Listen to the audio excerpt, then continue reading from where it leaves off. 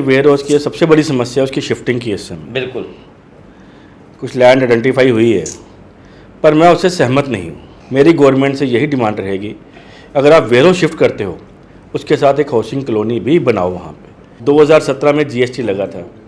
Pre GST और post GST जितनी problems industry को थी, शायद वो किसी भी दौर में नहीं रही होंगी। बिल्कुल। और आपको ये भी पता है कि आज की तारीख में हमने वो सारे मसले सॉल्व करवा के अपने जो हमें सेटबैक मिले थे जीएसटी में, हमने वो गवर्नमेंट से बात करके रिवाइव करवाए हैं।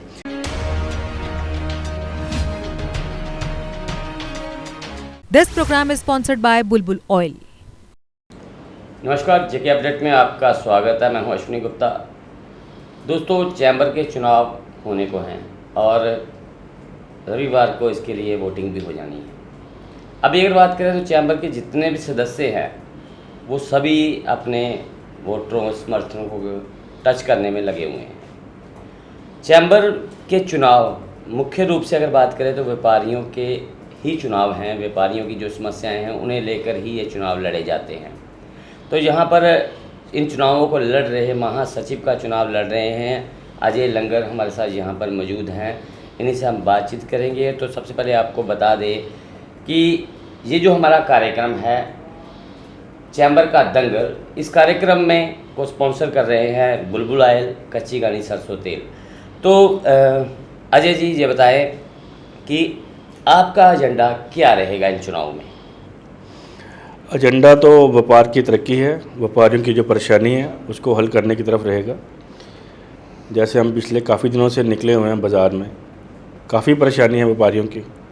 मैं तो इंडस्ट्रीज़ की तरफ से पिछले 9 साल से जनरल सेक्रेटरी भी रहा हूँ, अभी वाइस प्रधान हूँ। अभी इंडस्ट्रीज़ का देखता था, बट मैं ट्रेड में देखी, ट्रेड में हमसे ज़्यादा परेशानी है। मेरा यही मुद्दा रहेगा कि ट्रेड की इन परेशानियों को कैसे हल किया जाए। मेरा तो मेन फोकस यही रहेगा। वेयर हाउस के व्यापारियों की बड़ी समस्याएं रहती हैं अगर बात की जाए तो, उसे लेकर आपने क्या कोई अपना ऐसा घोषणा पत्र तैयार किया है? अश्विनी जी, आपको पता है कि वेयर हाउस की सबसे बड़ी समस्या है उसकी शिफ्टिंग की। इस समय बिल्कुल कुछ लैंड आइडेंटिफाई हुई है, पर मैं उससे सहमत नहीं हूँ। गवर्नमेंट का एजेंडा जो है कि खाली वेयर हाउस शिफ्ट करना है। वो जो लैंड आइडेंटिफाई हुई है वो जम्मू से तकरीबन 25 किलोमीटर दूर है। गवर्नमेंट का एक और एजेंडा पेंडिंग चल रहा है काफ़ी देर से, हाउसिंग कॉलोनी का।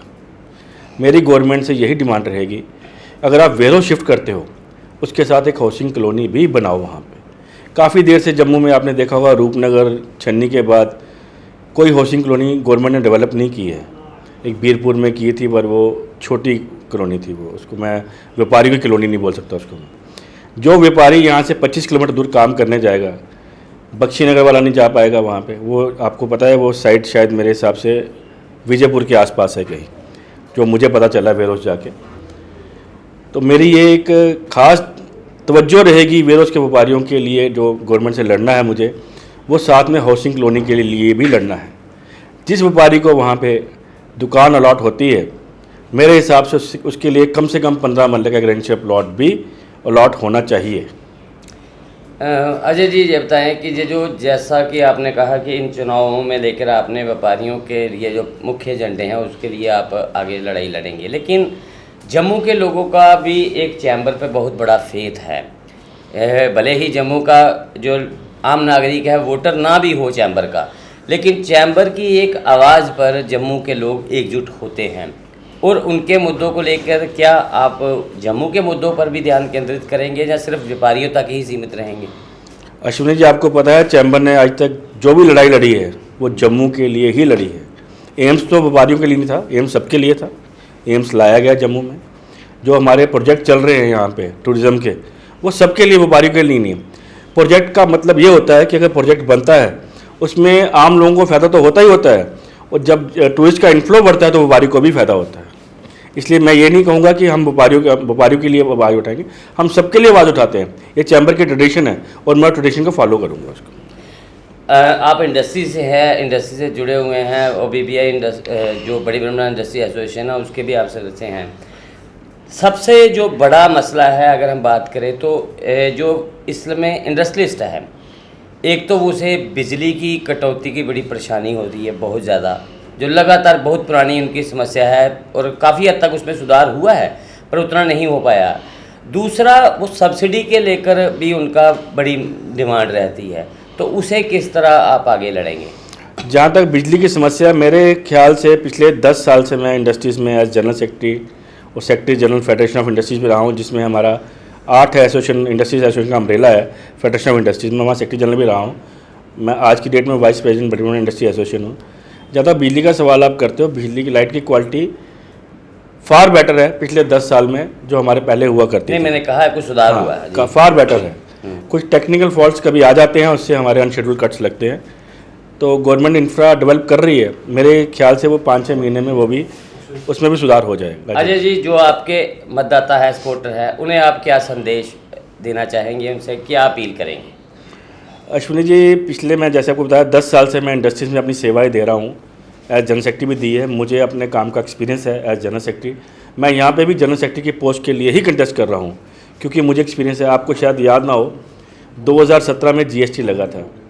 प्री जीएसटी और पोस्ट जीएसटी जितनी प्रॉब्लम्स इंडस्ट्री को थी, शायद वो किसी भी दौर में नहीं रही होंगी। बिल्कुल।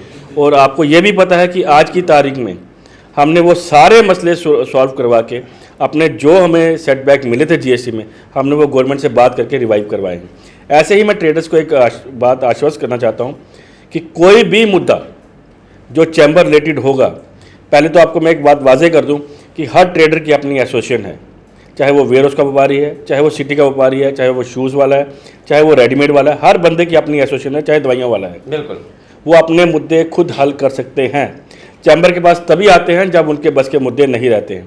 और as general secretary chamber of commerce and industries अगर मैं इलेक्ट हुआ तो मैं उन सब मुद्दों को लेकर गवर्नमेंट के पास जाऊँगा, उसको रिजॉल्व करवाने की कोशिश किया, रिजॉल्व करवा के आऊँगा।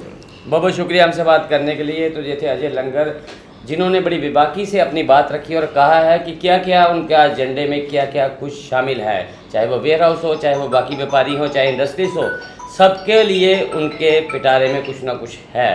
तो अब देखना ये है कि जो चुनाव रविवार को होने हैं उसके बाद क्या नतीजे आते हैं। तो नतीजों में हमारी यही शुभकामनाएं रहेंगी आपके साथ कि आप सफल हों। तो मुझे अश्विनी गुप्ता को कैमरामैन शमी थापा के साथ दें इजाज़त। आप जुड़े रहें जेके अपडेट के साथ।